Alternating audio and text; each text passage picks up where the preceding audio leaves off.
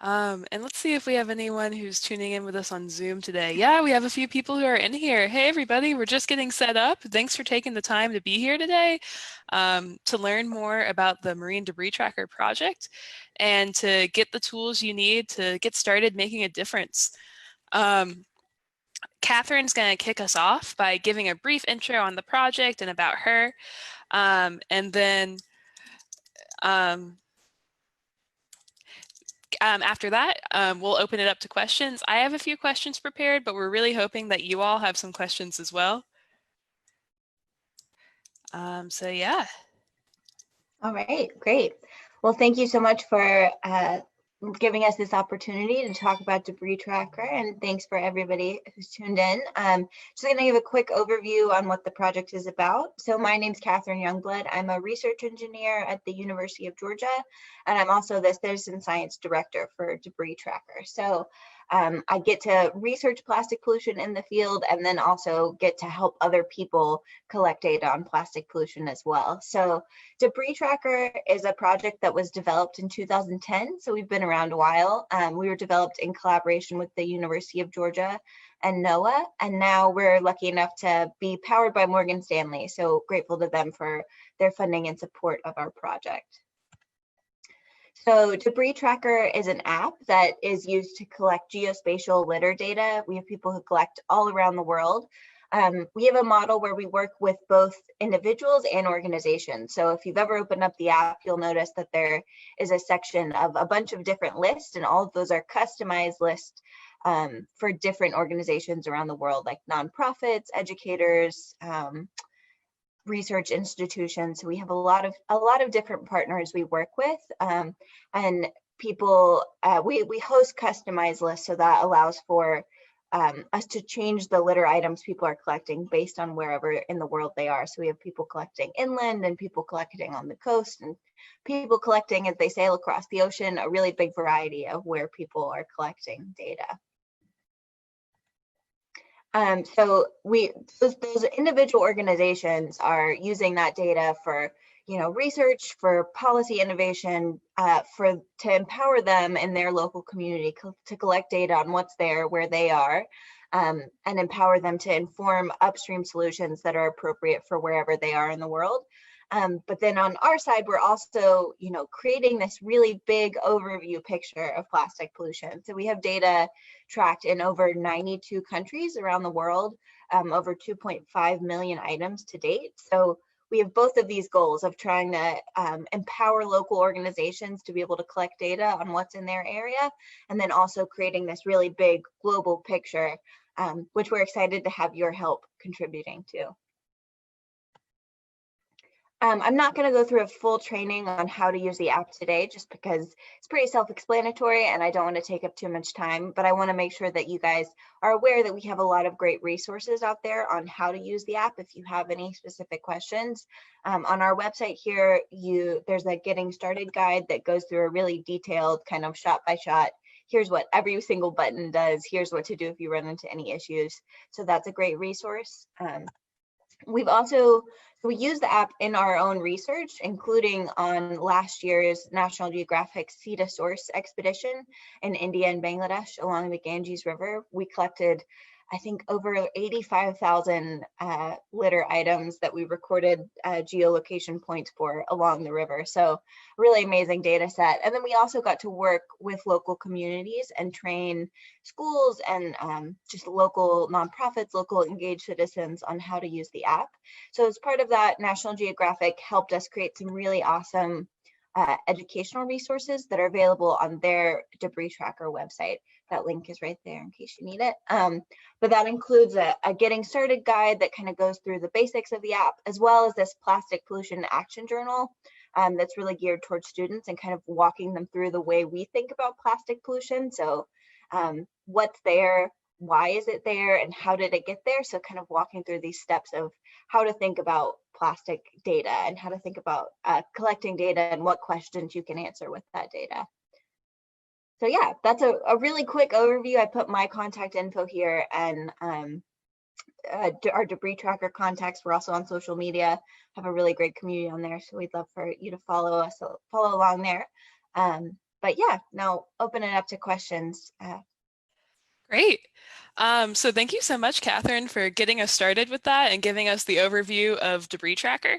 So some of the people on the line may not even know what citizen science is. So I'd love for Kathryn, for you to say a little bit about what citizen science means to you, how you define it, and how you define it in the scope of Debris Tracker. Sure, yeah. So I think we think of citizen science as, it's kind of a twofold thing. One, it's regular people who are collecting data that would be impossible for scientists to collect on their own. Plastic pollution is such a big global problem, and there's just no way for us to, as researchers, to go collect data on everywhere that plastic pollution is. But there are people everywhere that plastic pollution is who can collect that data. So we view it both from that, it's giving us really important data that we couldn't collect on our own. And then also we've tried to create a platform that empowers people to make their own decisions with the data. So Debris Tracker was really born as an educational initiative, and I think we've still stuck to that roots, and that we want people to be able to collect data on what they find in their community and then make decisions with that data. So to be able to take it to policymakers or local businesses and say, hey, this is what we found. How can we make changes here? So, both twofold in that, it gives people, citizen science gives people an opportunity to contribute to big scientific data sets. But I think it also can really empower citizens to take science into their own hands and make a difference in their own communities. That is awesome. And that's a really compelling point that you made about policymakers. Do you have any examples of like groups of people who have used Marine Debris Tracker to make a really big difference? We've definitely had a lot of kind of small organizations that have really made big changes in their own community by collecting this kind of data. One really good example is the Georgia Sea Turtle Center. They're one of our oldest partners. They've been using the app since it started way back in 2010, and they've collected an amazing amount of data in their local community. And that they've published a paper that was about the relationship of plastic litter to sea turtle nesting beaches. So there's a lot of really great research that can come out of these kind of individual initiatives, which is exciting. That is awesome. So with Debris Tracker, have you seen people use it internationally, or is it mostly in the States? Our biggest user group is definitely in the States, but we do have a very big international presence. As I said, we've had over 90 data collected in over 92 countries. So we're very global. We do have a lot of really great partner organizations who work all around the world. Yeah. That's awesome. That map is so compelling. And I love seeing like it's almost every continent, probably every continent but Antarctica, right? Where people have collected Yep. data. Yep. I think so. Oh my gosh. Um, what inspired you to get involved in this type of work to put citizen science in your toolbox? Um, I think plastic pollution is it's an issue that's so tied to people. And sometimes we think about that in not negative ways, but in ways that are sort of constrictive, and we take a lot of personal responsibility for how we need to change every single little item that we use to not be plastic. And I think this is a way that plastic pollution can be tied to people, but in a way that is empowering and positive and gives people tools to make change. And I think that that's really exciting. I'm really inspired by the way that our partner organizations have really taken charge with the app and used it to do all kinds of different projects, and how individual people, educators, classrooms have collected data and used that to understand what's going on in their community and make changes in their own lives. So I think that's really exciting. It's just I think that it's inspiring that we're able to provide a tool that can empower people to understand the problem instead of just like negative messaging, I guess, around Yeah. what you should or shouldn't do. This is a way to go out and see what's actually happening and make decisions in an educated way. Hmm. So I think that's really exciting. I agree. And for those of you who are with us in the Zoom room, feel free to drop questions in the chat box. For those of you who are watching us on the live stream, if you put questions in the comments, we'll try to get to those as well. But while we wait on those, I have another question for you, Kathryn. What's something that has surprised you about Debris Tracker that you didn't expect? Ooh, that's a good question. Um, I think, like I said, we were sort of started as an education project, and this is very organically grown into a research project because of how much data we've collected, because of how much people have gotten engaged and involved in this issue. So I think, you know, when this started, this was kind of before the explosion of interest in plastic pollution as a major environmental problem. So I think um, it's been really exciting to see how people have just really taken the reins and created their own projects with it. It's very much a tool, and then people can take it and run with it, which is really cool. Another thing that's been surprising is how much with coronavirus, people have really been using Debris Tracker as a way to get outside and use it with their kids as something scientific and something that they can use as a science lesson. So I've been really surprised by how much people, I think, still want to stay engaged with this issue, even in these very kind of uncertain, nerve-wracking times. That people are still, people want to get outside and want to be able to collect data and want to be engaged in citizen science, engaged in something that's sort of bigger than themselves. So that's been really amazing to get to see, how many people have been really engaged with the app in recent months. Yeah, for sure. Oh my gosh, everything's changed for sure. So it's good that we have this constant. I'm thinking about some of the people who are on the line who I know, this will probably be their first experience with citizen science, will be doing Debris Tracker, downloading the app and using it. What advice do you have folks for who are going to be using Debris Tracker for the first time? Are there any like common pitfalls they can avoid, or like anything that you think they can do to optimize their experience?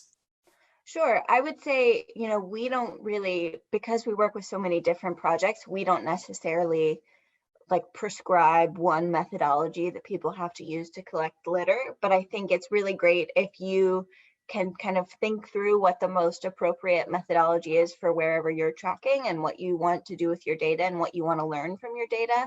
And if you come into it with that kind of mindset, it really will help you feel like your data is a little bit more meaningful. So common ones include like people picking a transect, maybe that's like 1 meter wide and 100 meters long or so, and tracking several of those transects. People will also do timed ones, so just how much litter can you find in 20 minutes. And that can be really interesting to do, in the same area over time, or in different areas around your community that have different levels of exposure to, shops or where people are going, or, all kinds of, so many different variables that go into how much litter you see on the ground. So I think it can be really fun if you kind of think through what the most appropriate methodology for your goals are. So if you're tracking with your kids, it's probably great to do like the timed one is a really easy way to do, and you kind of make it like a treasure hunt where you're seeing how much litter you can find in a certain amount of time. So yeah, I think that's a really great starting point. I also would say one of the common questions that we get is, can you use marine debris tracker not on the coast? And absolutely, yes, we definitely want data from inland areas. Plastic pollution all starts on land for the most part. And so we definitely are really interested in having data on inland areas. And so I think you don't have to go anywhere special to do this. This is something you can do in your own neighborhood, in your own backyard even. It really doesn't have to be a major commitment of going out somewhere and tracking litter. It can be something you do right around your own neighborhood. So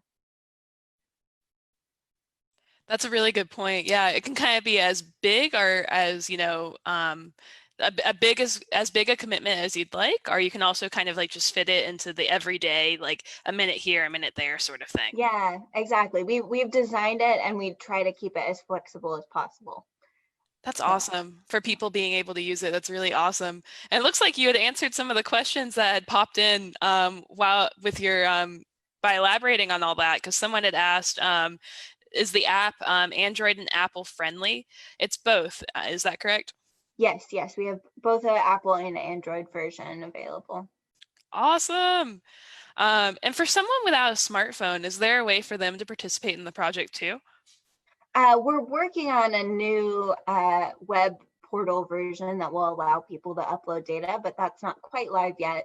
But we do have in the plastic pollution action journal I showed earlier from Nat Geo, we do have a paper version of a data card that people can use to collect data. And that's something, when we get our new web portal up and running, something you might be able to upload then. Yeah, so that is an option that's coming soon. Yes, stay tuned, everybody. And if you don't have a smartphone, maybe check one out from your local library or get with a friend and try to use in a socially distant, safe way and try to use theirs. There are lots of creative ways we can do this. Someone asked, can you provide examples of it being used in science? What other data did you connect it to, like currents and winds? Sure. Yeah. So the biggest example that comes to mind, because I'm working on writing this paper now, is the data we collected on our National Geographic Sea to Source expedition. So we were actually tracking along a river, not on on the coast, so we didn't tie that into current or wind data, but we have been looking at other factors that affect litter in a community, like access to waste management, demographics, population data, those kind of factors, and how that ties into what the litter we're seeing on the ground is. So yeah, I think there's a lot of options for ways to do that, and I think that's going to be some really exciting science, but it's definitely still very evolving science. There's a lot of complex factors that can affect how much litter you see. Yeah, but we do have, there's a project in New Zealand that's working on tracking a bunch of coastal data. So I'm sure that they'll have some really interesting stuff on tying this back into coastal factors. But I think the really cool thing about debris tracker data is that it is all, I'm going to go back to this slide. It's very point specific. So every single item you collect is a specific GPS point that shows exactly where that litter item was. So that allows for it's really high quality data, and it allows for a really high quality level of analysis on that data. You can, get down to the granular level of looking at stormwater systems and streams and creeks, because we have that really point specific data. I love seeing this map because I think I know who submitted the data for Alaska. Oh yeah. One of my colleagues at SciStarter, who's based there, she's a big debris tracker fan. Oh, that's funny. This is just the data from last month, so it's a little tiny snapshot, but yeah. Yeah. I love it. I love it. Someone asked, and you answered this already, but just to reiterate, is it just for marine environments or tracking, or can we use it to collect litter on hikes / around our local areas? That is a resounding yes. Yes, anywhere in the world. I think, the water cycle touches most parts of the planet, so most land masses are, if not draining to the ocean, draining to, some kind of aquatic system, and plastic pollution is affecting all of those systems. So we definitely want data on litter wherever you find it. Awesome. And someone asked, have you guys found any trends in the 92 countries, i.e. bottles and cans are higher in the US versus cigarettes in Europe or food wrappers in Canada? Just curious. We have not yet done a macro analysis on all of the data. It's been something we've sort of just started working on in the past year, is compiling all of these different lists into one kind of master data set, because we provide this opportunity for organizations to customize their list.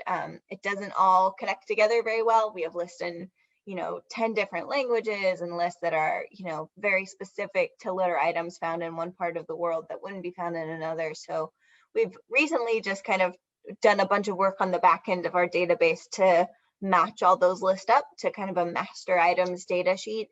And we're hoping that within the next couple years, we'll have enough data to be able to do that kind of rigorous macro analysis. But it takes a lot of data to be able to do that, just because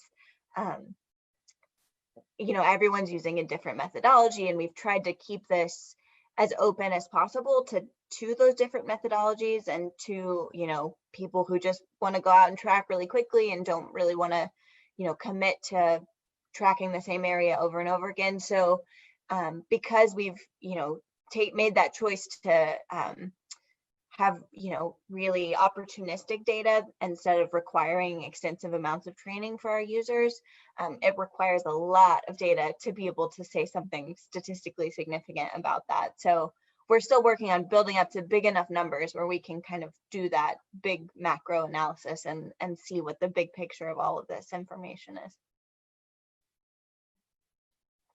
That's awesome. And we had another question come in. This one is from Facebook. The Indiana Division President of the Isaac Walton League of America asked, is tracking debris in streams and ponds as important as in lakes? Ooh, that's a good question. Like I said earlier, we really don't discriminate. We want data from everywhere. But I would say that you're collecting different kinds of data when you collect data in a lake versus in a stream. Like normally a lake is sort of a final resting place for a piece of plastic, and a stream is something that is moving, actively contributing to moving plastic through the ecosystem. So I think it really, again, depends on the questions you're trying to answer. If you're looking at if you want to know the sort of final resting places and what's going into a lake, that could be really interesting. But if you're looking, for changes over time, or trying to understand how rainfall affects it, or, et cetera, a stream could also be a really interesting place to track. So yeah, it really depends on the kind of questions the kind of scientific questions you're trying to answer with your data. Thank you so much. And while you were talking about like all the different questions that people answer, it made me think, so for the people who are on the line who, are probably going to download Debris Tracker and get started, how will they know what questions they're helping answer? Will it just be based on the sub-project they join on the app, or would they just follow your blog to keep appraised of the different discoveries and publications you all are, getting out? What's the best way for them to know what difference they're making Sure, as an yeah. individual user? Yeah, definitely follow us on social media. We keep everybody updated on any new publications that come out of Debris Tracker. If there is a specific project happening in your area, those can, depending on the project, some of them, need really dedicated citizen scientists to go out and track the same area every month or every week or whatever. So there are opportunities to get involved if there's a project already happening in your area. But from the individual user perspective, you're really helping us contribute to that kind of macro, bigger picture of plastic pollution that we're trying to create all over the world. So yeah, I think that really is exciting data for us as researchers, and it's something we're definitely hoping to be able to publish on in the future as we continue to grow the project. So yeah, I think, like I said, we've tried to make it flexible as possible. So know that anybody who's contributing data is, helping us develop this bigger picture.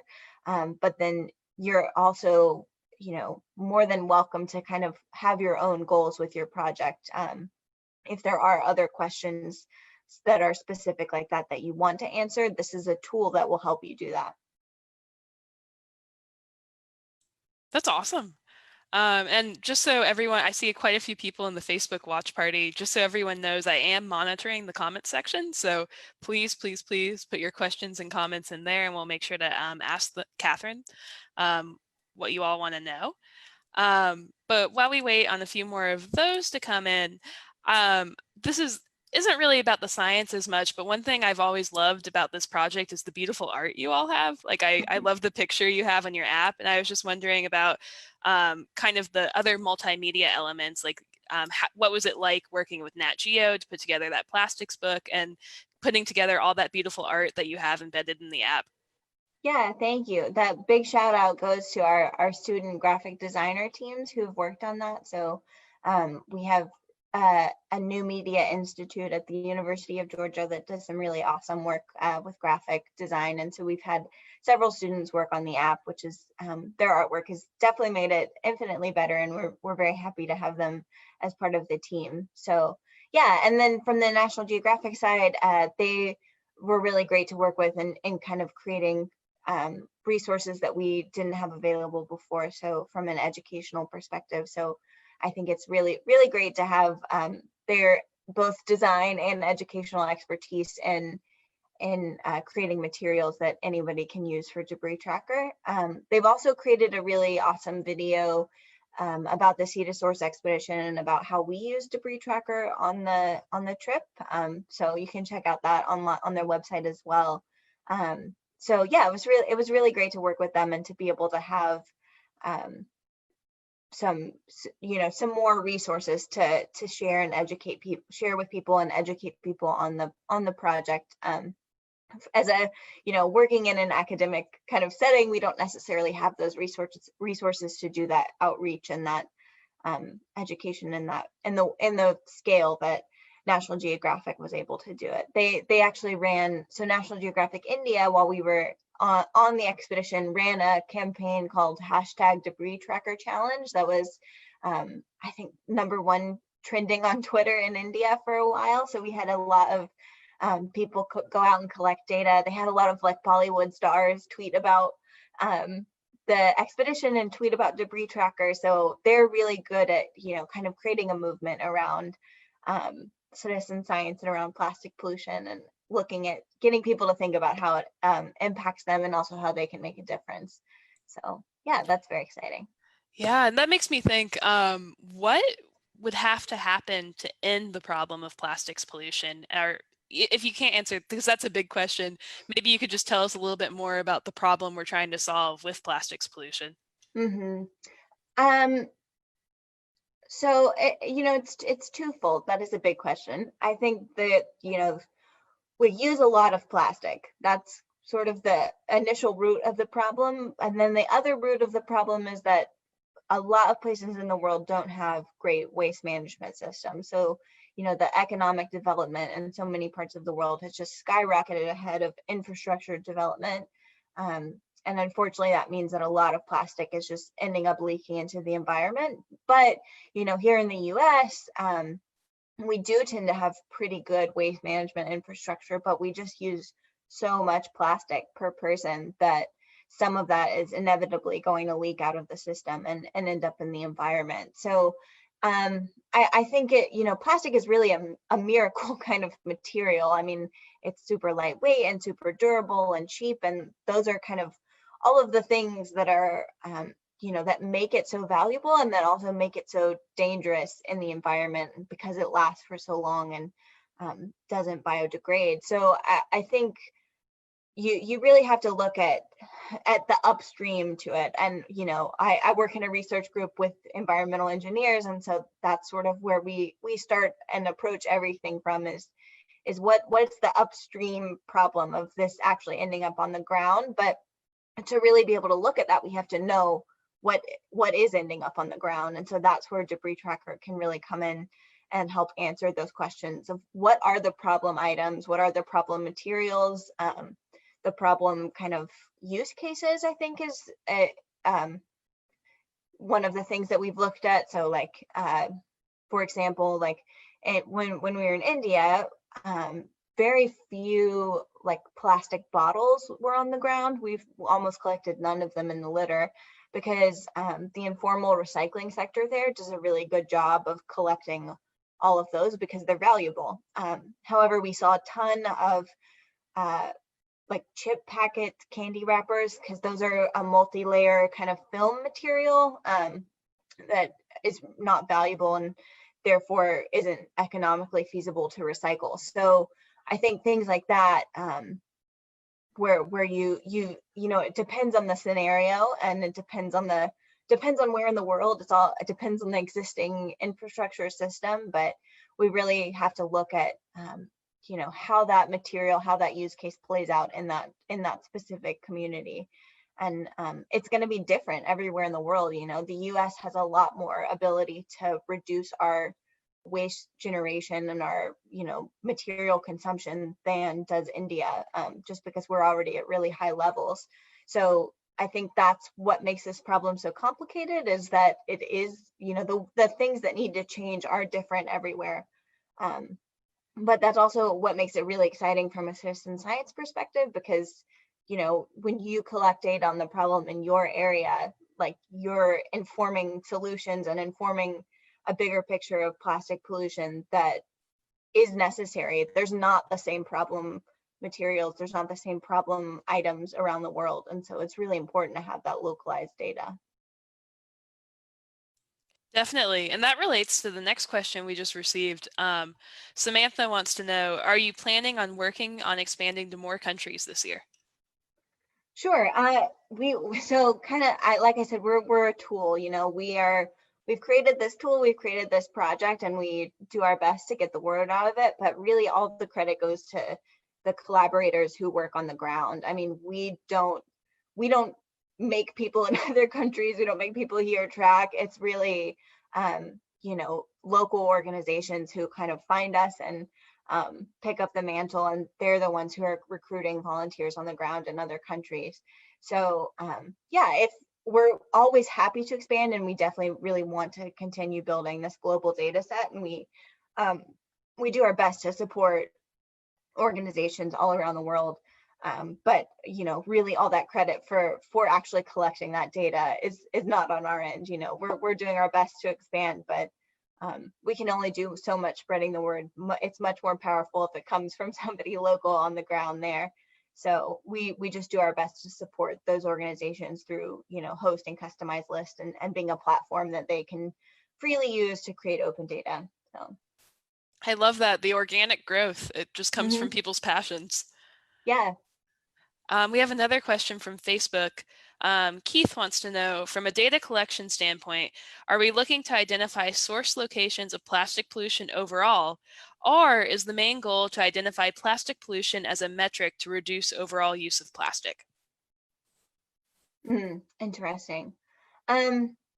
Yeah, like I said, it really depends on where you are in the world, whether or not reduction is sort of part of the strategy here.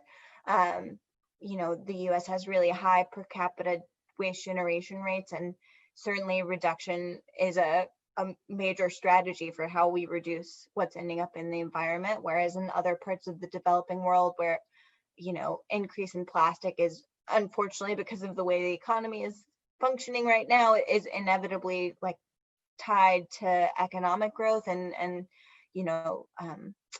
quality of life in a lot of those places. And so we view it more as the data helps us understand the sources of plastic, and that will differ depending on where you are in the world.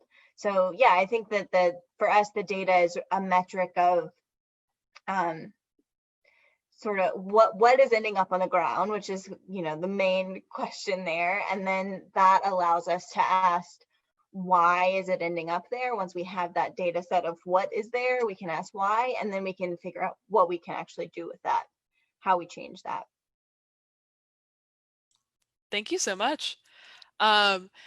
So I think that's a really good answer. And it got me thinking about how, we're in the middle of COVID, and you mentioned like the way the economy is structured that affects like plastic use and waste.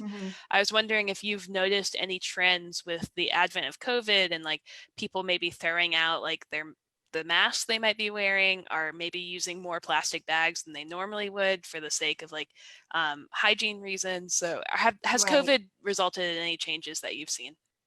Yeah, I mean, I think there's definitely been a trend. We've had a lot of users who are collecting data who are seeing a lot more PPE on the ground, which is unfortunate, because in a lot of places where they have like street collectors or street sweepers, like, someone has to pick that up. And I think maybe people don't think through that necessarily, because it is certainly a fear of being exposed that I can definitely understand and relate to. So we definitely, the litter is a reflection of what we're using in society. So when we start using a lot of PPE, you're going to see a lot more PPE in the litter.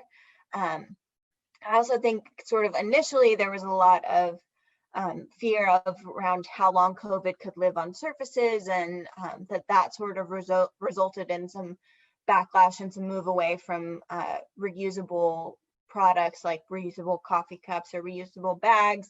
But now I think the CDC's kind of taken some steps back on what the main, that, you know, those kind of material transmissions are not the main source of spread of COVID. And I think, you know, especially with reusable bags, like you can always bring your own reusable bags and then wash them. You know that they're still clean. You're the only one that's touched them.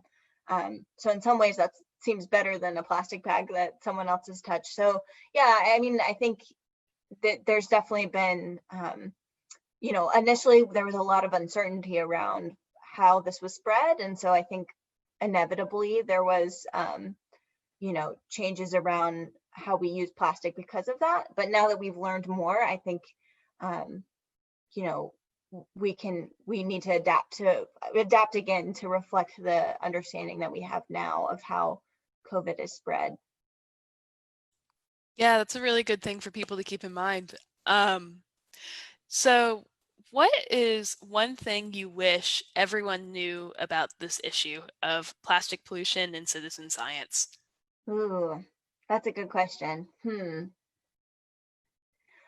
I think, I mean, for me, the biggest thing is that is really letting people know that they can make a difference and that their contribution matters.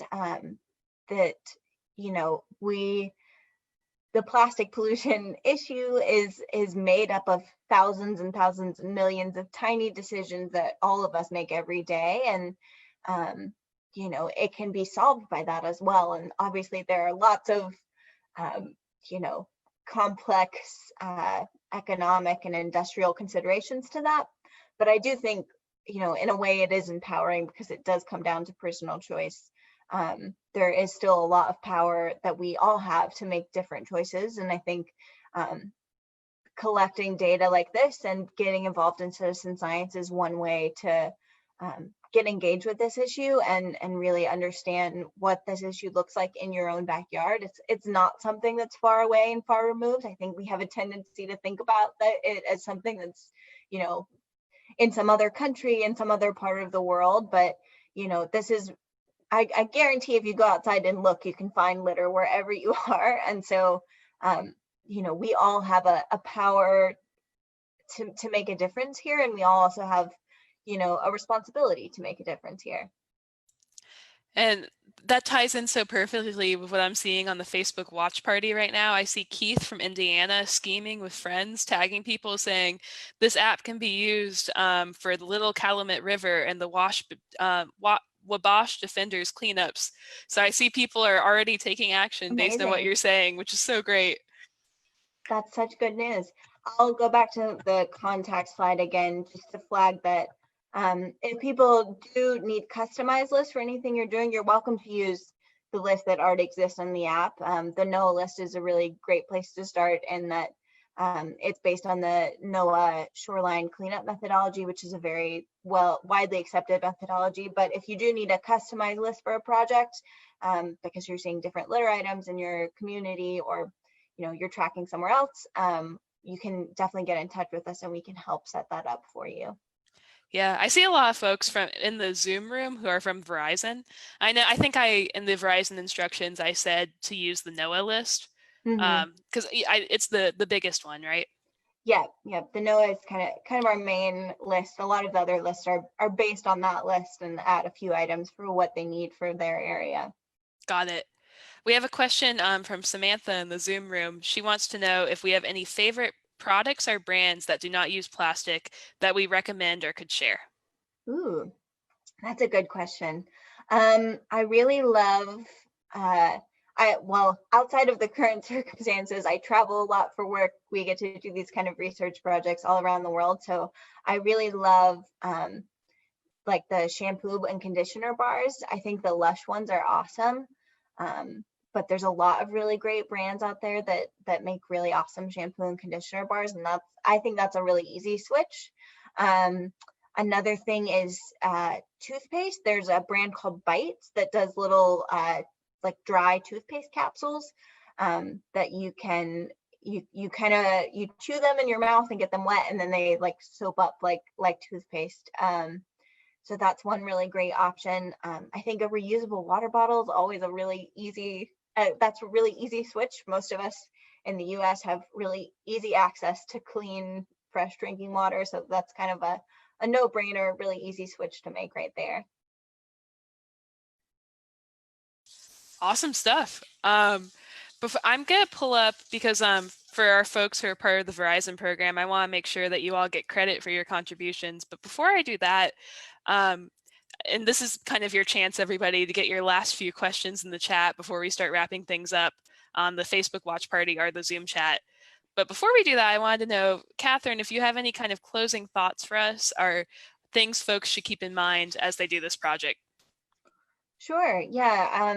I think, like I said, we've tried to make this app really easy to use. So, it's pretty intuitive, but I think definitely remember that we do have a lot of resources available on our website if you do have questions, and you're also welcome to reach out to me or to debristracker101@gmail.com anytime, and we'll get back to you as soon as possible and answer any questions. So, yeah, closing thoughts, just know that we're here to support you, whatever your goals are, whether you just want to track as an individual or whether you want to build a project with friends or with an organization. We're here to support your efforts to collect data in your own community, and we appreciate any contributions to the bigger picture of our plastic pollution puzzle. So thank you all for tracking. Awesome, awesome. All right, well, I'm going to quickly share my screen now just to show you all how you can find this on SciStarter. So as you can see here, I'm on SciStarter.org and I have Marine Debris Tracker. So this is if you're watching on Facebook or if you are part of the Verizon program, you have a little bit different steps, but this is for like the general person who finds it. You can search for Marine Debris Tracker using the project finder on SciStarter. Marine Debris Tracker is one of the thousands of projects listed on SciStarter, but they go the extra mile, and they're a SciStarter affiliate, and we only have just over 100 SciStarter affiliates. And basically what that means is that you can track the number and frequency of your contributions to Debris Tracker and your SciStarter dashboard. And you can do that for any SciStarter affiliate project. So that's really important for people who just want to, keep track of their progress across projects in their dashboard. And for our Verizon friends, you would want to go to scistarter.org/Verizon to find your special debris tracker page. We're able to give you volunteer credit with the volunteer program you all have to participate in Debris Tracker. So for our Verizon friends, I know you found this event via InvolveSoft. That's your first step. Find the Debris Tracker event on InvolveSoft. Read the additional instructions. I think we gave you a great start and some good framing in this event today, but you can dive a little bit deeper into the instructions here. And then you can get started and get credit for your amazing volunteer work. So Debris Tracker is for everybody, and for our Verizon friends, start on InvolveSoft. For everybody else, start on the SciStarter Project Finder. Let me check to make sure we didn't have any other questions come in before we wrap up. Someone's, oh my gosh, I'm loving this. Keith from Indiana said, we're going statewide. This will be perfect for the Great Lakes beach cleanups. Wonderful. Woo! All right, anything else? I think we covered basically everything we can in a short event. So thank you so much, Kathryn, for your time today. I'm looking forward to tracking debris. And for everyone else who attended, Kathryn's here to help you and her whole team as you start tracking. And you can also get in touch with us at SciStarter too. We're always happy to answer any questions about citizen science and how you can get started. Thanks to everybody. Talk to you all soon. Amazing. Thanks, everybody. Bye. Bye.